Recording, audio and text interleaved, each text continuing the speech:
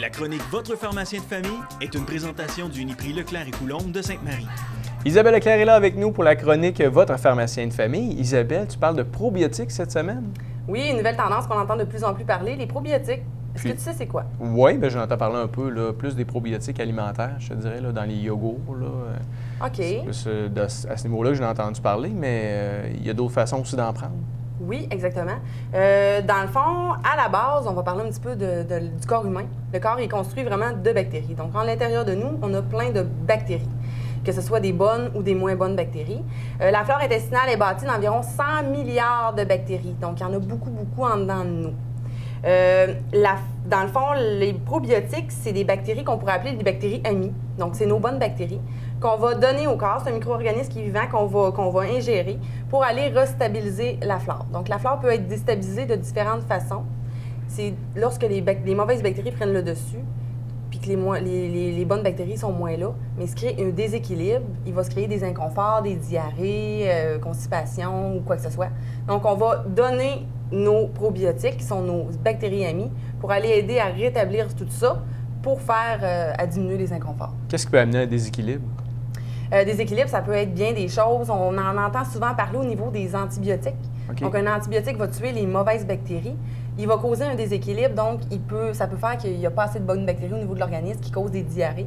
Donc, dans ces cas-là, on pourrait utiliser un probiotique pour aider à réduire les diarrhées suite à l'antibiotique ou juste en prévention aussi, pour prévenir d'avoir des diarrhées. Qu'est-ce que tu nous suggères comme probiotique? Au niveau des probiotiques, bien, il y a différentes choses. Ça dépend aussi de l'indication pour laquelle on va l'utiliser. Il y a différentes souches de bactéries à l'intérieur de tout ce qu'on retrouve ici.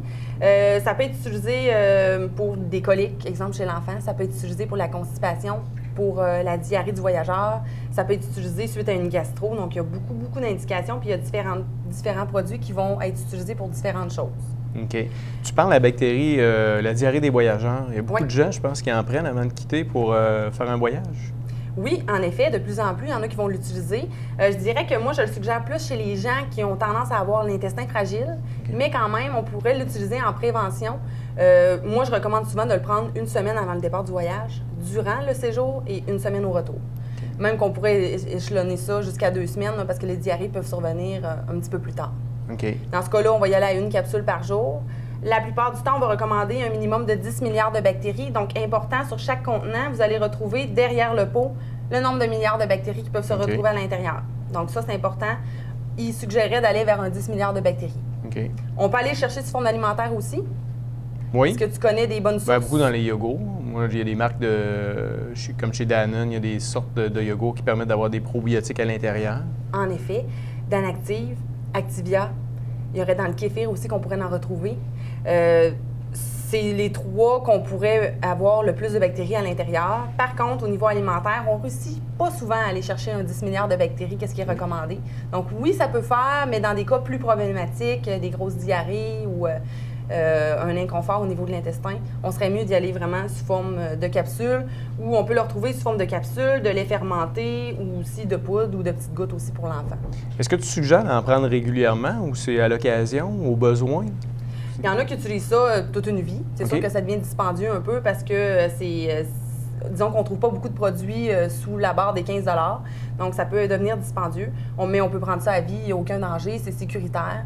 Le seul critère pourquoi on ne pourrait pas l'utiliser, c'est les gens qui ont des traitements de cancer, qui ont le VIH ou qui prennent des médicaments qui vont diminuer leur système immunitaire. Il faudrait faire attention pour prendre ça. Mais sinon, en tant que tel, n'importe qui pourrait l'utiliser, autant l'enfant, l'adulte, la personne âgée, aucun problème. Okay. Puis dans ces produits-là, comment on fait pour savoir que c'est le bon produit pour notre situation? Venir voir le pharmacien. Ça reste une super bonne alternative. Mais souvent, il faut regarder derrière les souches qui sont à l'intérieur. C'est sûr que ça ne vous dira pas grand-chose de lire lactobacillus ou bifidobactéries. Ça va être un petit peu chinois pour vous. Le nombre de bactéries à l'intérieur est important. Et je vous dirais que ce qui est important aussi, c'est le NPN qui est sur le produit.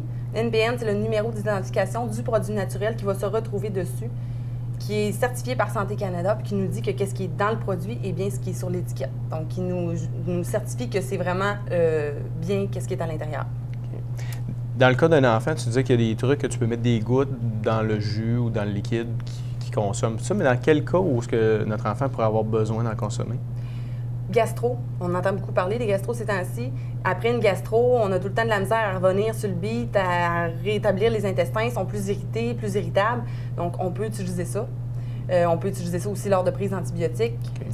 Il y a le Biaxin qui peut être un petit peu plus problématique au niveau des intestins, donc ça peut être une bonne alternative chez l'enfant, même chez les coliques chez les enfants. OK. Il y aurait le Biogaia qui se forme de petites gouttes qui se gardent réfrigérées qui pourrait aider au niveau de l'intestin. OK. Et de plus en plus, on le voit dans une nouvelle indication qui est à stimuler le système immunitaire. On n'a pas beaucoup d'études là-dessus, mais le probiotique serait un bon choix dans un cas pour booster le système, un peu comme l'échinacée, pour aider à prévenir les rhumes, prévenir certaines maladies ou certains troubles qu'on pourrait avoir. OK. Parfait. J'aurais le goût de te faire déguster. Ah oui? Chez l'enfant, c'est pas évident, une capsule, difficulté à avaler. Ouais. On y va plus vers le lait fermenté ou les petits sachets de poudre qu'on dilue dans un liquide ou des petites granules, des petites capsules qu'on peut ouvrir. OK. Lait fermenté, on serait pas trop tenté d'aller vers Non, ça. non, non. Ça Mais doit- je vais essayer, Eh je boy. vais essayer un petit peu de démystifier ça avec toi en te faisant goûter à la OK. saveur de fraise. Ça, c'est mon préféré. Donc, un petit lait fermenté. Un quart de pot, ça équivaut à une capsule ici que j'ai. Donc, ça va aider à renforcer les intestins et restabiliser. Ton avis? Il est bon. Ça goûte vraiment le yogourt, là, yogourt aux fraises. Oui, Mais excellent. la quantité que tu m'as donnée, c'est une quantité qui peut... Ça ne changera pas grand-chose. Non, Non, ok. ça sera pas, t'auras pas beaucoup d'amis en dedans de toi là, après-midi. Il y a quoi, Je dirais 5 que millions à peu près? Non? Un pot complet, ça équivaut à 50 milliards Ah, de ok, bactéries. ok. Un quart du pot, c'est ce qui est recommandé en général chez l'enfant, ça équivaut à peu près à 12,5 milliards de bactéries. Donc, ça serait un quart du pot. Parfait. Pour Peut-être pas, intéressant peut-être d'en le conserver dans son réfrigérateur. Ou, Oui, ça des peut être fois, pratique pour bien des choses. Puis, je voulais parler peut-être un petit peu d'un autre produit, Align, qu'on entend de plus en plus parler, qui est à base d'une souche de bactéries qui aiderait au niveau du syndrome du côlon irritable. Il y en a beaucoup OK. qui souffrent de ça, qui ont de la difficulté à manger différents aliments à cause qu'ils ont des maux de ventre. Une capsule par jour, c'est une cure de 4 semaines. OK. Quelques études de fait, mais pas assez pour nous dire est-ce que ça fonctionne ou pas. Il y en a beaucoup qui l'utilisent, gaz ballonnement, ils disent que ça va vraiment beaucoup leur aider. Je dirais qu'après 4 semaines, si ça n'a pas fonctionné, on arrête ça tout de suite.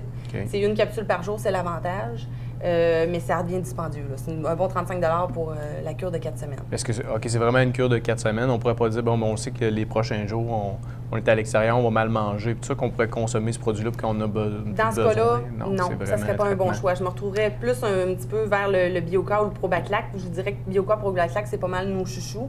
Bioca supérieur, beaucoup plus d'études de fait, beaucoup plus d'études qui coûtent cher, donc le produit en tant que tel coûte un petit peu plus cher, mais beaucoup plus efficace. On le garde au frigo. Les capsules se conservent mieux comme ça, mais on peut quand même l'emporter en voyage et le garder dans un endroit frais, il n'y a pas de problème. Parfait. Donc, si on résume en gros, Oui. on regarde les souches de bactéries dessus. Il faut aller chercher au moins 10 milliards de bactéries. On regarde la date d'expiration pour être sûr, puis le NPN s'il y en a un dessus le produit. On vient s'informer aux pharmaciens aussi pour voir si ça concorde avec nous. C'est sûr qu'il ne faut pas le prendre nécessairement en même temps que l'antibiotique. On espace toujours 2 heures avant, 2 heures après. Donc, il y a des choses particulières à savoir. Toujours important de venir voir le pharmacien. Parfait. Bien, merci beaucoup, Isabelle. Ça me fait plaisir. La chronique Votre pharmacien de famille est une présentation du Uniprix Leclerc et Coulombe de Sainte-Marie.